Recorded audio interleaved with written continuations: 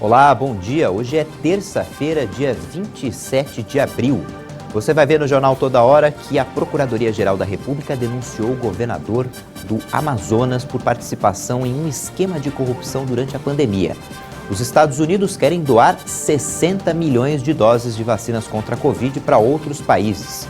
Ontem, nenhum estado brasileiro registrou alta na média de mortes por Covid. E um alerta, o sedentarismo aumentou durante a pandemia. Em uma decisão unânime, a Agência Nacional de Vigilância Sanitária, a Anvisa, negou o pedido que havia sido feito por governadores para a autorização de importação da Sputnik V, a vacina contra a Covid-19 produzida pela Rússia. Foram 5 horas de reunião. O órgão apontou que não recebeu o relatório técnico capaz de comprovar que a vacina atende a padrões de qualidade. A Sputnik está sendo aplicada em 17 países, como a própria Rússia, além de Argentina, Bolívia e México. A CPI que vai apurar o uso do dinheiro federal no combate à pandemia deve ser instalada hoje de manhã no Senado. Ontem, a segunda vara da Justiça Federal de Brasília concedeu uma liminar que suspende a eventual indicação do senador Renan Calheiros para a relatoria da CPI. O pedido foi formulado pela deputada Carla Zambelli, do PSL de São Paulo. Renan Calheiros disse que vai recorrer. Ainda falando da pandemia, ontem, numa reunião com a Comissão Externa da Covid no Senado, o ministro da Saúde, Marcelo Queiroga, negou que tenha havido redução na meta de vacinação. A Comissão Mista Temporária da Covid-19 do Senado Federal convidou o ministro Marcelo Queiroga para prestar informações sobre o calendário de vacinação no país. Os senadores questionaram o cronograma e destacaram que apenas 15% da população brasileira foi vacinada, o que deixa o país atrás de outras nações. Queiroga, no entanto, disse que não é possível comparar o Brasil a outros países devido às dimensões continentais e à grande dificuldade de logística. O ministro informou que mais da metade da população indígena já foi vacinada. Em nenhum momento o Ministério reduziu metas de vacinação. O que nós fizemos foi retirar do calendário anteriormente colocado aquelas vacinas que estavam sem aprovação da Anvisa, porque nós entendemos que deveríamos colocar um calendário com aquilo que já está aprovado pelas instâncias regulatórias, porque ficava mais claro a possibilidade de execuibilidade. Então havia lá uma previsão de 20 milhões de doses da vacina Covaxin, que não obteve o registro da Anvisa ainda. E nós retiramos, porque fica criando uma falsa expectativa na população brasileira. Se a vacina for autorizada pela Anvisa, nós vamos novamente colocá-la no calendário e, por óbvio, a vacinação vai caminhar mais célere. Queiroga também pediu que os senadores aprovem projeto de lei que trata de aspectos econômicos e tecnológicos no sistema de saúde, previsto para ser discutido no plenário da Casa nesta terça-feira. Também está marcada a instalação da Comissão Parlamentar de Inquérito, que vai investigar os recursos federais aplicados no enfrentamento da pandemia. O trabalho da CPI começa às 10 da manhã para a eleição do presidente e vice, assim como a escolha do relator. Para a presidência, apenas o senador Eduardo Girão protocolou candidatura. Por um acordo feito entre os partidos antes do feriado, o presidente seria Omar Aziz, mas isso só será confirmado após a eleição desta terça-feira. Randolfo Rodrigues deverá ser o vice-presidente. O mesmo acordo previa que a relatoria ficaria com o senador Renan Calheiros, mas na sexta-feira, através das redes sociais, ele se declarou impedido. Disse que é parcial para tratar qualquer tema na CPI que envolva o estado de Alagoas, pois o filho do senador é governador naquele estado. O objetivo da CPI da pandemia é investigar todos os recursos aplicados no enfrentamento da Covid-19, desde a possível omissão do governo federal, em especial a crise sanitária no Amazonas, até a aplicação de cada centavo nos estados e municípios. Segundo o Ministério da Economia, os valores pagos com despesas e renúncias de receitas para minimizar os impactos da pandemia totalizaram 549,8 bilhões de reais em 2020.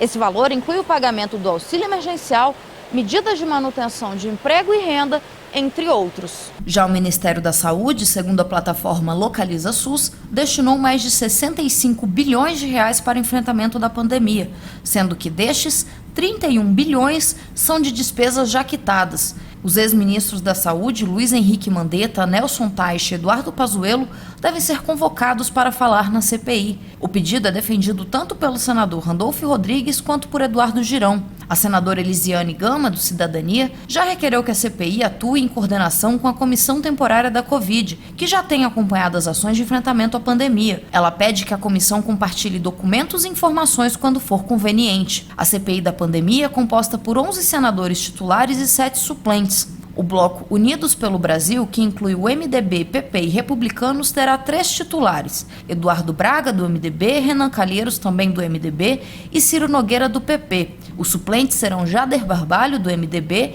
e Luiz Carlos Reins, do PP. No bloco Podemos, PSDB e PSL, 2 titulares: Eduardo Girão, do Podemos, e Tasso Gereissati, do PSDB. O suplente será Marcos Duval, do Podemos. O PSD terá 2 titulares: Omar Aziz e Otto Alencar, e um suplente, Ângelo Coronel. No bloco Vanguarda, Marcos Rogério, do Democratas, e Jorginho Melo, do PL. Como suplente, Zequinha Marinho, do PSC.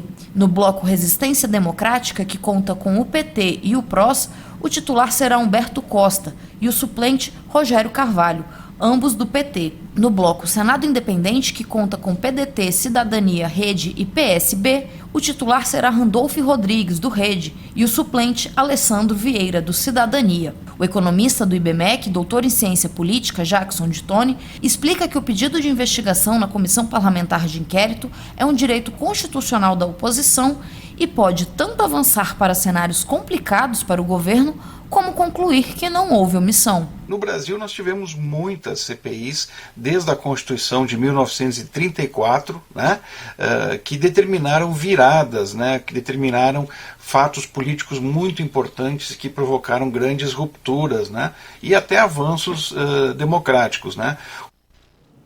A Procuradoria-Geral da República denunciou ao Superior Tribunal de Justiça o governador do Amazonas, Wilson Lima, e mais 17 pessoas pelo suposto envolvimento em um esquema de corrupção durante a pandemia no estado.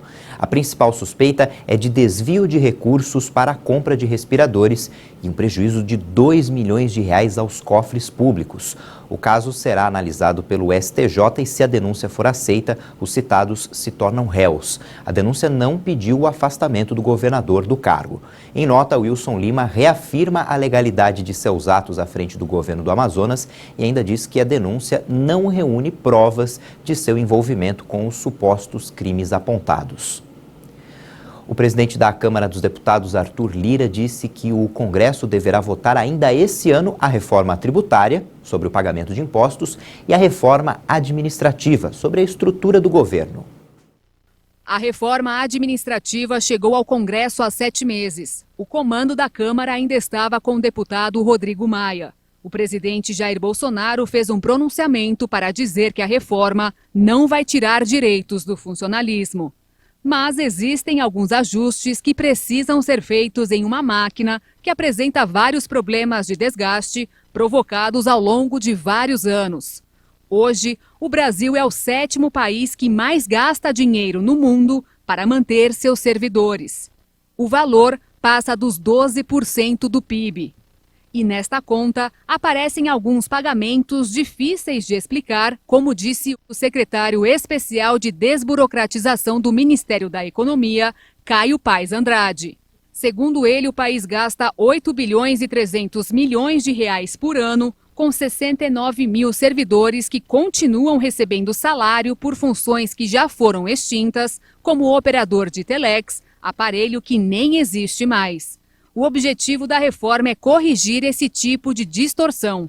Em sua conta no Twitter, o atual presidente da Câmara, Arthur Lira, do Progressistas de Alagoas, disse acreditar ser possível a votação das 2 reformas este ano e lembrou que este é o compromisso das 2 casas do Congresso. E afirmou que vai coordenar pessoalmente com os líderes da casa os encaminhamentos para as tratativas da reforma tributária, que atrasou um pouco por causa da pandemia.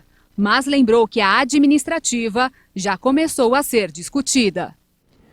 O Ministério da Infraestrutura entregou ontem mais 22 quilômetros de pistas duplicadas da BR-101 na Bahia. Com essa entrega, já são agora 58 quilômetros de pista ampliada na região, que conta com fábricas de grande porte. Na cerimônia de entrega, o presidente Jair Bolsonaro disse que essa e outras obras conduzidas pelo Departamento Nacional de Infraestrutura de Transportes se devem à autonomia dada pelo governo ao DENIT. O Conselho de Ética da Câmara Municipal do Rio de Janeiro abriu o caminho para a cassação de Doutor Jairinho, suspeito de matar o menino Henri Borel. Ontem, os vereadores aprovaram por unanimidade a decisão de apresentar uma representação. É o primeiro passo do processo, que pode durar cerca de 70 dias. Para que a ação avance, são necessários os votos de pelo menos 2/3 dos vereadores. O debate ainda será feito pela mesa diretora e pela Comissão de Justiça. Na última sexta-feira, os vereadores tiveram acesso à investigação para avaliar se apresentariam a representação. E no mesmo dia, Monique Medeiros, mãe de Henri, pediu à polícia em uma carta para prestar um novo depoimento. Os Estados Unidos pretendem doar cerca de 60 milhões de doses da vacina AstraZeneca. A corrida pelas vacinas ao redor do mundo cresce diariamente. Alguns países, como os Estados Unidos, obtiveram quantidades de doses dos imunizantes superiores à quantidade de habitantes do país. Dessa forma, nesta segunda-feira, o conselheiro do governo norte-americano para a Covid, Andy Slavitt, anunciou que um lote com mais de 60 milhões de doses da vacina AstraZeneca será doada para outros países assim que a quantidade encomendada chegar. O país ainda não decidiu qual será o destino das vacinas. O governo de Joe Biden havia dito em março que iria mandar cerca de 4 milhões de doses para seus vizinhos, o México e o Canadá. O governo norte-americano está seguro de que o país tem doses suficientes para conseguir imunizar toda a sua população, já que tem garantido vacinas de 3 farmacêuticas, Johnson & Johnson, Pfizer e Moderna.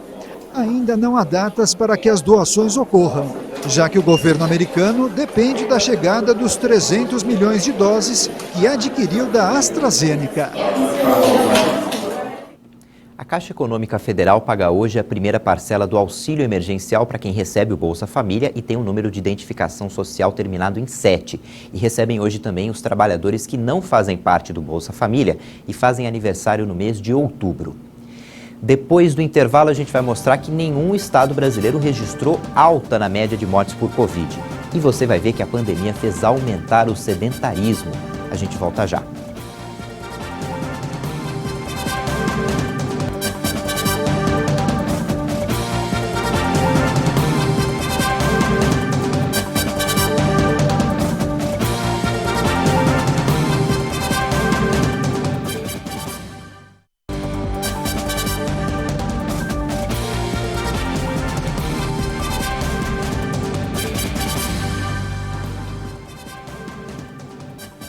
Estamos de volta e agora a gente vai ver como fica o tempo hoje em todo o Brasil. Nesta terça-feira, uma frente fria passa enfraquecida por alto mar na costa do Sudeste e uma massa de ar frio de origem polar derruba as temperaturas em grande parte do centro-sul do país. O tempo vai ficar firme e não chove em várias áreas da região sul, inclusive nas capitais Florianópolis e Porto Alegre, no oeste de São Paulo, em Mato Grosso do Sul, até áreas da região norte, como o estado do Acre e o sul de Rondônia. Em todos esses locais, as temperaturas vão cair de forma considerável. As pancadas de chuva acontecem a qualquer hora por causa da circulação de ventos e há potencial para temporais no Amazonas, em grande parte do Pará, e também sobre a capital Porto Velho. Chove com até moderada intensidade desde cedo também sobre Brasília, no norte de Minas e na região de Belo Horizonte, e pode chover forte entre a Zona da Mata e o Rio de Janeiro. As pancadas serão frequentes na costa de São Paulo, onde há risco para chuva persistente, assim como na costa do Paraná. Já entre as capitais São Paulo e Curitiba, apesar do excesso de nebulosidade, a expectativa é apenas para chuviscos. Deve chover entre a tarde e a noite na região de Vitória, no Maranhão, e também sobre as capitais Belém, Macapá e Boa Vista. Na região Nordeste, o tempo segue firme e sem chuva na Bahia e em áreas do sertão nordestino. Já entre as capitais Aracaju e Natal, assim como em Fortaleza e Teresina, as pancadas serão passageiras. A mínima prevista em São Paulo é de 16 graus e o dia começa com 13 graus em Curitiba e Porto Alegre. Máxima prevista de apenas 22 graus em São Paulo, 25 graus em Brasília e 32 graus em Salvador. O sedentarismo quase dobrou durante a pandemia, um problema sério que aumenta os riscos de uma doença como a Covid. Quem pode deve aproveitar os momentos de flexibilização, como está acontecendo em São Paulo, com a reabertura de parques públicos e academias. Do lado do Mike, o fiel companheiro, o Marcos Aurélio aproveitou a reabertura do Parque do Ibirapuera. O programador está trabalhando em home office e tem se exercitado muito pouco durante a pandemia.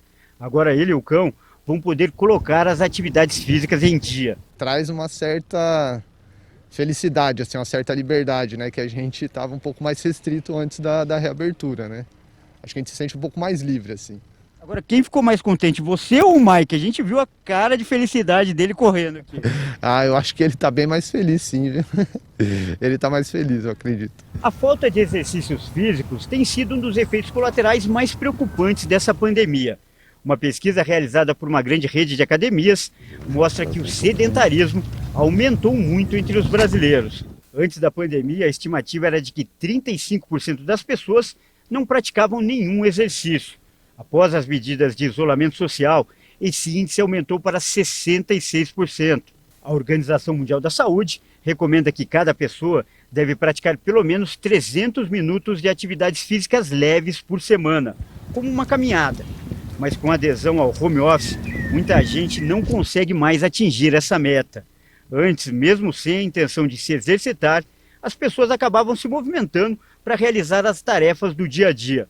Aquele trajeto para pegar um ônibus ou subir 3 lances de escada para chegar até o escritório, isso também foi encurtado. Nós estamos ainda menos ativos. Então, além daquela atividade física tradicional, que é a academia, que é a dança, né? Ou pessoas que também já se exercitavam em casa, nós tínhamos o aditivo daquele movimento adicional. Nós éramos mais ativos fisicamente. E além das restrições impostas para combater o vírus, a falta de motivação para praticar esportes foi apontada pelos entrevistados como um dos principais motivos do sedentarismo. É o caso da Maria Ângela. Aos 69 anos, ela disse que ficou mais difícil para fazer as caminhadas diárias. Porque você fica pensando, para onde eu vou, né? Para onde eu vou? Vou na rua? Até pode fazer na rua, mas é diferente, né? É diferente, você tá na rua, um monte de carro, um monte de gente. Aqui é um parque, aqui você respira um ar legal, né? Olha, e um bom motivo para começar a se movimentar é o próprio coronavírus, ou melhor, os males que ele pode causar. Uma pesquisa feita na Espanha revela que uma pessoa que pratica atividades físicas com frequência tem 8 vezes mais chances de sobreviver ao vírus do que aquelas que são sedentárias. O levantamento foi feito com 500 pessoas que estavam internadas com Covid-19 em um hospital espanhol. Se você faz uma atividade física regular, você tem menos chance de infartar. Você tem menos chance de ter uma complicação cardiopulmonar. Você tem menos chance de desenvolver alterações do sistema músculo-esquelético, como, por exemplo, osteopenia ou osteoporose. Então, é perfeitamente justificável que quanto mais atividade física você faça, melhor vai ser o seu condicionamento físico e, consequentemente, menor a chance de você ter algum problema de doença de um modo geral. O Décio não desanima. Mesmo com a pandemia, ele fez questão de continuar as atividades físicas, tomando os devidos cuidados. E diz que a vontade de viver foi o principal combustível. Se a gente não tiver euforia na vida, alegria na vida, a gente não tem sentido de viver. Não é melhor ir embora mesmo, porque atrapalha os outros. Ele tem 79 anos e, nesse ritmo, o Décio espera ir bem longe. Abril já é o mês mais letal da pandemia no país, com mais de 70 mil mortes nos primeiros 26 dias. Apesar do número crescente, nenhum estado teve alta nos óbitos de um dia para o outro. O Brasil somou mais 1.139 mortes por Covid-19 em 24 horas.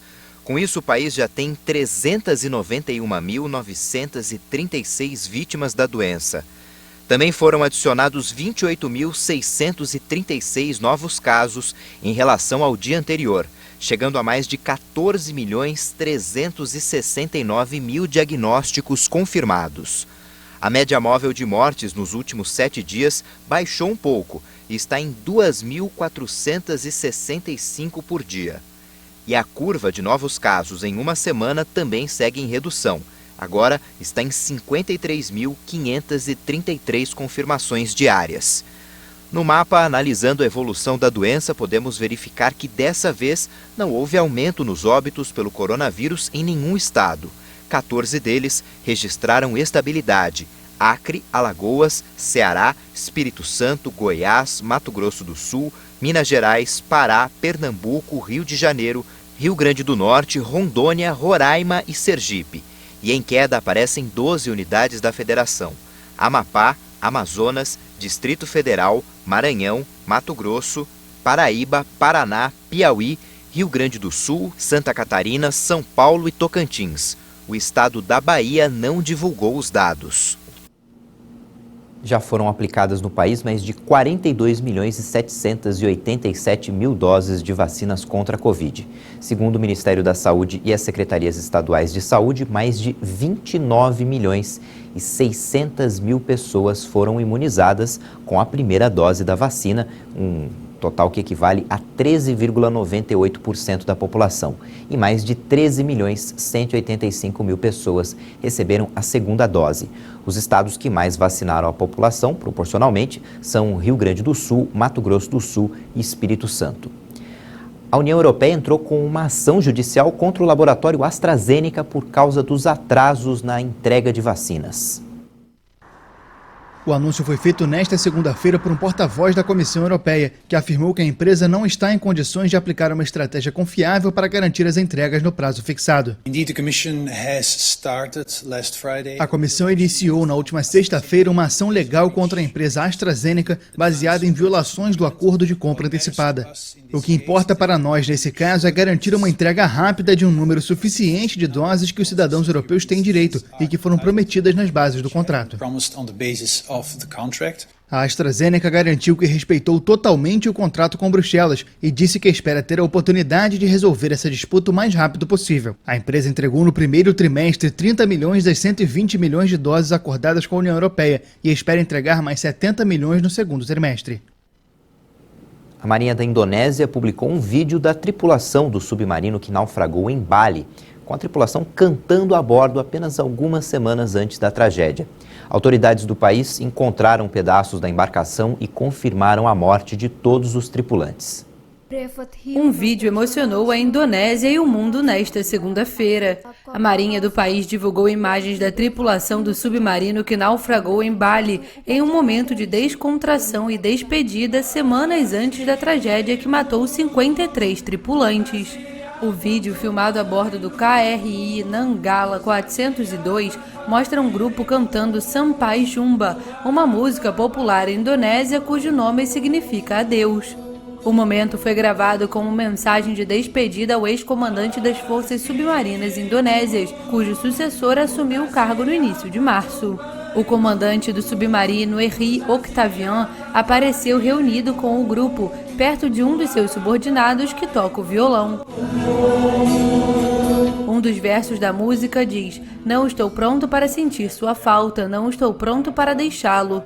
O submarino dos 5 da frota indonésia desapareceu na última quarta-feira, quando se preparava para participar de manobras no Bali.